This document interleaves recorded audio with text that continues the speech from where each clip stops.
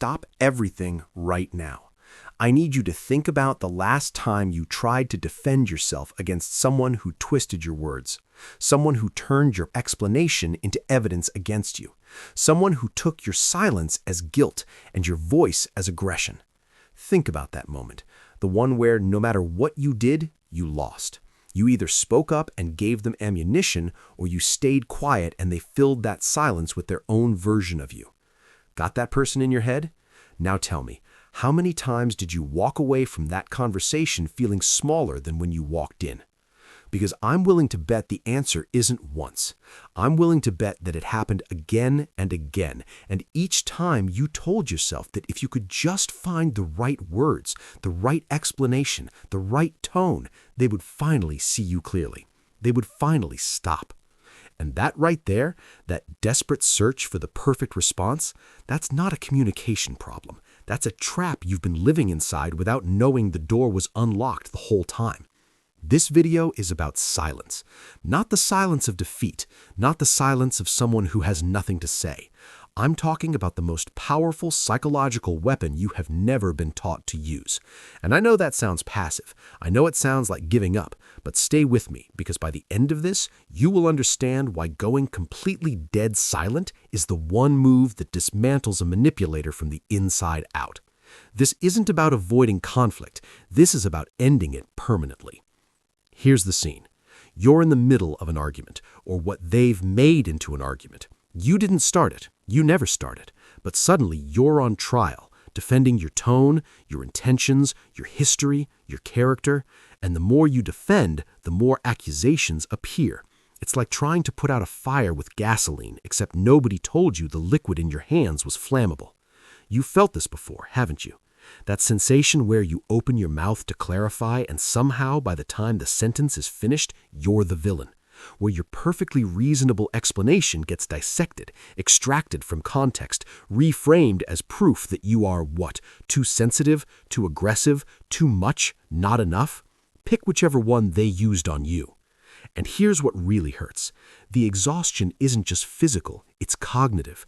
Because manipulators don't fight on an even battlefield. They fight in a rigged arena where every rule serves one purpose: to keep you reactive, to keep you explaining, to keep you so focused on defending who you are that you never stop to see what they're doing. The worst part is, and I need you to sit with this for a second, the worst part is that your instinct to respond was never weakness. It was healthy. Normal people explain themselves. Normal people clarify. Normal people believe that if they can just make someone understand, the pain will stop. But here's what nobody tells you about manipulators. Understanding is not their goal. Your explanation is not a peace offering. It is fuel. Every word you give them is a brick they use to build a bigger cage. And right now, if there is someone in your life who makes you feel like every conversation costs you something vital, you are already repeating the same mistake. Not because you're foolish, not because you're broken, but because nobody handed you the manual for this. Stay with me, because this gets darker before it gets better. And the dark part, that's where the power is. Here's what's actually happening. When you respond to a manipulator's provocation, when you defend, explain, justify, or plead, you are doing something that feels completely rational. You're using logic to resolve conflict. That's what emotionally healthy people do. That's what you were taught to do. But here's what's actually happening inside a manipulator's psychology.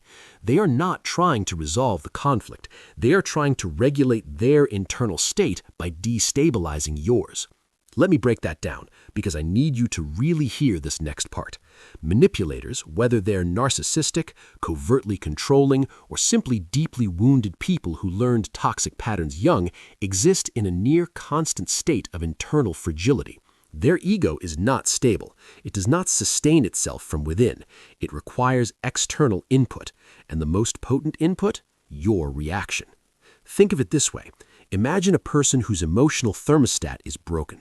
They cannot regulate their own temperature internally, so they need yours. When you're warm, when you're reacting, explaining, crying, begging, defending, they absorb that heat. It stabilizes them. Your agitation is their equilibrium. This is not metaphor. This is the psychological mechanism. In clinical terms, what's happening is called narcissistic supply, the emotional energy that individuals with certain personality structures require from others to maintain their sense of self-cohesion. Psychologists who work with these dynamics consistently observe the same pattern: provocation, reaction, extraction, temporary stability, repeat. First, they destabilize you. They say something that targets the specific insecurity they've mapped over weeks, months, sometimes years. They know exactly where the nerve endings are, not because they're geniuses, because they've been watching. Then they wait. And this is the part that looks like cruelty, because it is. They wait for your reaction. The explanation, the defense, the tears, the raised voice. Whatever your particular flavor of response looks like, they wait for it like a plant waits for water. And finally, they feed. Your emotional investment confirms something they desperately need confirmed: that you matter, that you have power, that you are central to their inner world. Your reaction, no matter how justified, no matter how righteous, tells them that they landed, they hit the target, the operation was successful. And once you understand that mechanism, really understand it, you begin to see the argument for silence in a completely different light. Because silence does something wild to this equation. When you go dead silent, not cold, not punishing, not dramatically theatrical, when you simply stop responding, you remove the one resource the entire dynamic runs on. You cut the supply line. Here's what's actually happening in their psychology when you go quiet.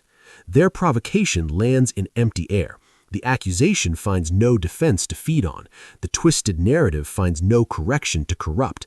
And in the absence of your reaction, something begins to happen that you would never predict if you hadn't watched it yourself. They escalate. They have to, because the silence is not just absence. To their psychology, it's a mirror. And manipulators cannot tolerate mirrors. They cannot tolerate the reflection of their own behavior without your distress to redirect their attention. When you stop reacting, they can no longer look at you. They can only look at what they're doing. And most of them, not all, but most, will begin to come apart. They'll push harder. They'll say something more extreme. They'll switch tactics from anger to self-pity, from accusation to seduction, from intimidation to vulnerability. They'll cycle through their entire repertoire in search of the lever that moves you. And every single move they make in that silence, it's a confession. And once you see this, you cannot unsee it. Every escalation is a data point. Every tactic switch is information. And you, for the first time, are finally the observer instead of the specimen. But here's what nobody tells you. The silence isn't just a defensive maneuver. It isn't just about protecting yourself from being manipulated. What silence actually does, at its deepest level, is change the power structure of the relationship entirely. Let me tell you exactly what I mean.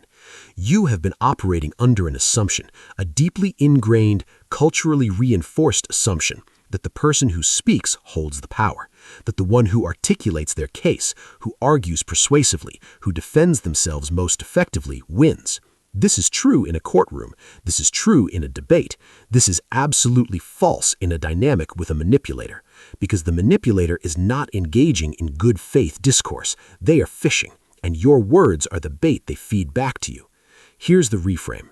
You are not weak for staying quiet. You are not a pushover. You are not conceding. You are not even choosing peace over justice. What you are doing is withdrawing the only resource the entire operation requires.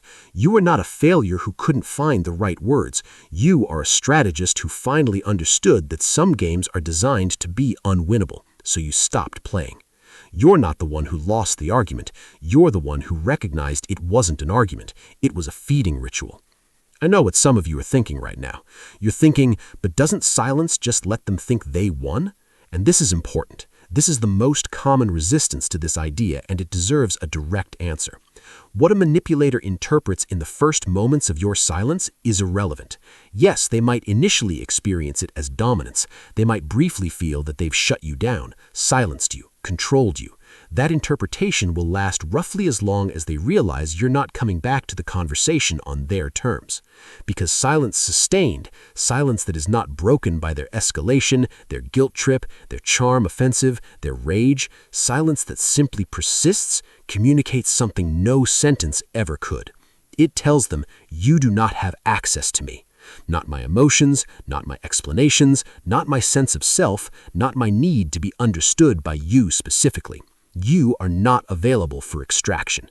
And when a person whose psychological stability depends on extracting from you realizes that the supply is genuinely gone, not temporarily withheld, not strategically delayed, but genuinely gone, that is when the self-destruction begins. Not from your hand, not from any action you took, from the void where your reaction used to be. Their behavior isn't a verdict on your worth, it is information about their architecture. And your silence isn't surrender, it's diagnosis. So here's exactly what this looks like in practice. First, you stop explaining. This is the hardest step and the most important one. Stop explaining your intentions. Stop clarifying your tone. Stop providing context for your choices to someone who has demonstrated they will use that context